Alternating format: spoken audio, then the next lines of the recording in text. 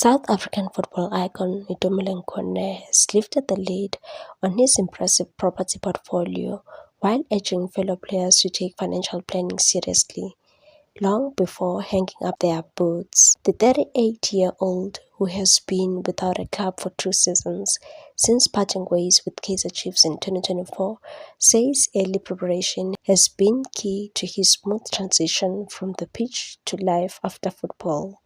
Khune, who joined Damakosi's Youth Academy in 1999 and became a first-team regular by 2007, spent over 20 years donning the gold and black before his contract was not renewed.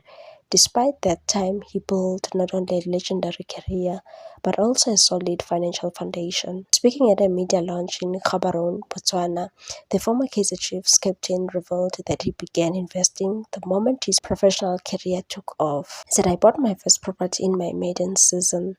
Today I own 8 properties, all fully paid off with title deeds. Don't wait until it's too late. I started planning for the future while I was still playing, and that helped me." For Khune, retirement is not an event to be feared, but a phase to be prepared for. And said retirement is not something you plan for. It happens. Investing early gives you peace of mind because you won't panic when your contract isn't renewed.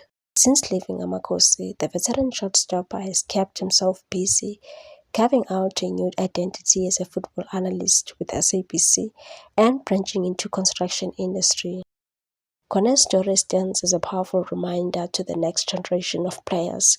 While football glorifies smart financial choices and joy, his message is simple but profound. The game doesn't last forever, but your decisions off the field can secure a lifetime of success. Please like, comment, share, and subscribe for more sports news.